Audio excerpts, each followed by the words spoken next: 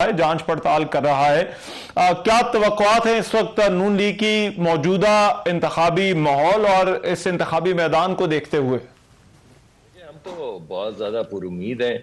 और बिलखसूस उसका जो पब्लिक डेमोन्स्ट्रेशन मियां नवाज शरीफ साहब के इस्तकबालिये वाले जलसे में आई है, जिसमें हम कहते रहे 3 लाख लोग हैं, आप कहते रहे 1 लाख लोग हैं, मगर किसी ने ये नहीं सोचा कि 1 लाख से 3 लाख लोग होने का मतलब क्या है और ये कहाँ से लोग आए। तो मेरे ख्याल में उस जलसे के बाद तो बहुत ज्यादा जो सोशल मीडिया पे जिसके अंदर वो ट्विटर पे गालिबन 2 मिलियन लोग हैं, 20 लाख लोग हैं, तो वो जो सारा शोर था कि भाई इस वक्त तो मुल्क के अंदर पीएमएलएन जो है उसकी कोई मकबूलियत नहीं है। जब हम सड़क पे गए और आपको मैंने बताया कि मेरी जिम्मेदारी मोबिलाइजेशन के लिए थी अटक में, और जब मैं वहां पर गया और वहां पर कॉर्नर मीटिंग्स जो है वो 8-8, 9-9 सौ लोगों की होने लगी, तो मुझे एहसास हुआ कि ये तो दो अलग ही दुनिया है। एक ट्विटर की दुनिया है और एक गली मोहल्ले की दुनिया है। तो वोट तो गली मोहल्ले से पड़ना है और गली मोहल्ले की जो दुनिया है उसको देखने के बाद हम तो इंशाल्लाह बहुत पुरुमीद है कि जिस तरह लोग जलसे में आए, जिस तरह लोगों ने गली मोहल्ले में इस्तकबाल किया, उस तरह अगर वोट पड़ेंगे तो हम इंशाल्लाह जरूर जीतेंगे। डॉक्टर साहब ये फरमाइएगा, टिकट्स के हवाले से पार्टी को रिस्पांस कैसा मिला है, उम्मीदवारों के हवाले से, कैंडिडेट्स के हवाले से? ये बाज हलकों के अंदर 17-17 कैंडिडेट्स हैं एक एक सीट के लिए, तो ये रिस्पांस है। बाज जगहों के ऊपर 4-4, 5-5 हैं, बाज जगहों पे बहुत ज्यादा हैं और बाहर जगहों पे जहां पे हमारे पुराने साथी दोस्त जो हैं वो इलेक्शन लड़ रहे हैं, उनको मालूम है कि वही कैंडिडेट हैं और उनको अंदिया भी है, तो वो वहां पे कंपटीशन इतना फेयर्स नहीं है। मगर आपके सामने है मैदान और बाज जगहों के ऊपर तो हर एक के साथ बात करने के लिए बाकायदा कमेटियां बनाई गई हैं ताकि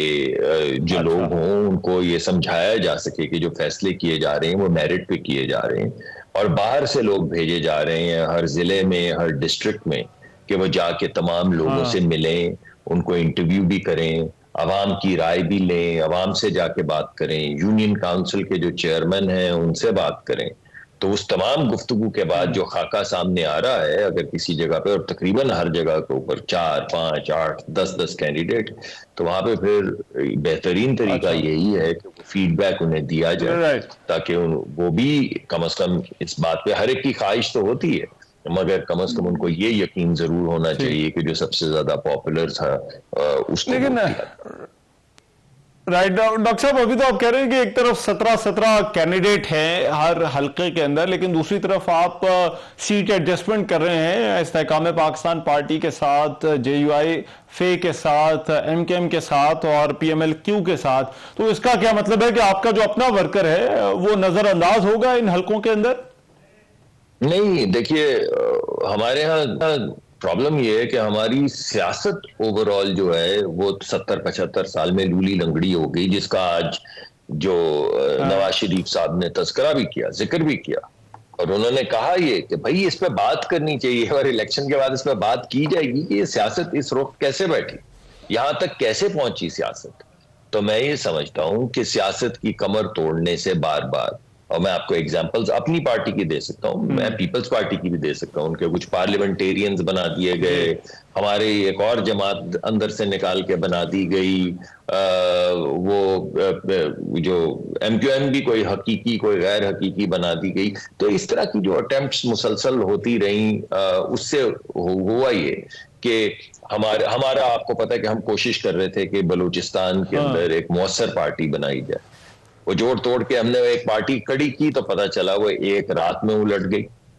तो जब इस तरह की चीजें हो तो फिर जब आप इलेक्शन में जाते हैं तो वो जगह जहां पे आप इस बेहंगम सियासत की वजह से या इंटरवेंशनिस्ट सियासत की वजह से आप अपनी पार्टी को मुनज़्ज़म नहीं कर पाते, वहां पे आप जो स्ट्रॉन्ग पार्टीज होती हैं फिर उनके साथ आप किसी किस्म का कोई इल्हाक करते हैं ताकि पूरे मुल्क के अंदर जहां पे आपकी कमजोर पॉकेट्स हों या जहां पे आपकी ऑर्गेनाइजेशन कमजोर हो। मसलन मैं आपको एग्जांपल देता हूं, आपने MQM का जिक्र किया, हम समझते हैं कि हमारी बहुत बड़ी कॉन्स्टिट्यूएंसी है कराची में, यानी छोटा कारोबारी जो दुकानदार है, जो रेडी वाला है, ये तमाम लोग जो हैं, ये पुराने ट्रेडर जो हैं, ये तमाम लोग पीएम चाहते हैं कि पीएमएलएन आए और चाहते हैं कि वहां पे तरक्की हो, चाहते हैं कि वहां पे सड़कें बने, चाहते हैं कि वहां पे अंडरपासेस बने, चाहते हैं कि वहां पे मैग्नेट स्कूल्स बने जिस तरह पंजाब में बने थे, चाहते हैं कि हर डिस्ट्रिक्ट के अंदर सीटी स्कैन लगे जैसा कि शहबाज साहब ने लगाए थे, चाहते हैं कि मोटरवेज बने, चाहते हैं कि हमारी पोर्ट में एफिशिएंसी आए, चाहते हैं कि लोड शेडिंग ना हो, चाहते हैं कि बिजली की कीमत कम हो, चाहते हैं कि गैस की एलोकेशन फेयर हो। तो वो चाहते हैं कि पीएमएलएन आए, मगर पीएमएलएन की तंजीम वहां पे, अगरचे हमने तंजीम अब स्ट्रेंथन करनी शुरू कर दी हुई है, मगर तारीखी तौर पे हमारी ऐसी तंजीम नहीं है कि हमारे पास बहुत स्ट्रॉन्ग कैंडिडेट्स हो। तो हमारा ये ख्याल है कि उन जगहों पे जहां पे हमारी तंजीम स्ट्रांग नहीं है मगर हमारा वोट बैंक है, वहां पे हम अगर किसी के साथ इल्हाक करेंगे तो हम इलेक्टेबल्स को ले आएंगे और हमारे खुद भी कुछ इलेक्टेबल्स आएंगे और एक अच्छी पार्टी की हमारे पूरे मुल्क में सियासत जो है वो लोगों के सामने नजर। लेकिन डॉक्टर साहब, ये जो वहां पर मिल रहे हैं, देखिए मुस्लिम लीग नून का और मरीम नवाज का टर्न कोर्ट्स के हवाले से उनको कह लें, इलेक्टेबल्स उनको कह लें, उनको लोटे कह लें, उनके हवाले से एक बड़ा सख्त मौकफ रहा है। अभी आईपीपी से आप मिले हैं, सीट एडजस्टमेंट की इतलात हैं, तो वहां पर तो वही लोग हैं जो पाकिस्तान तहरीक इंसाफ में बेशतर रहनुमा उनके वही हैं जो पाकिस्तान तहरीक इंसाफ से आए थे। तो कहीं मुस्लिम लीग नून आपको नहीं लगता कि उस असूल के ऊपर कि इनको इनके साथ नहीं चला जाएगा, इनके साथ नहीं सियासत होगी, उस पर कॉम्प्रोमाइज कर रही? देखिए, आईपीपी तो पीएमएलएन नहीं है ना, और आईपीपी के साथ जब जो भी बात होगी पहले तो हम ये देखेंगे कि हमें किस जगह पे किसी और पार्टी के साथ जो पीएमएलएन नहीं है, जो आईपीपी है, चाहे वो टूट के आई हो पीटीआई से, उनकी अपनी जो सियासी बैंक्रप्सी है उसकी वजह से, कि हमारे लोगों को ऊपर हेरोइन डाली, हमारे लोगों को 2.5 साल जेल में रखा, 3-3 साल जेल में रखा, मौत की काल कोठरी में डाला, मगर एक बंदा एक एमपीए नहीं तोड़ सके। तो ये कैसी पार्टी निकली कि अभी किसी को अरेस्ट भी नहीं किया था तो 30-50 लोगों ने जाके एक नई पार्टी ज्वाइन कर ली। ये क्या बात हुई? तो ये इन तमाम चीजों की वजह से नई पार्टियां बनी हैं, कुछ पुरानी पार्टियां हैं जिस तरह एमक्यूएम है।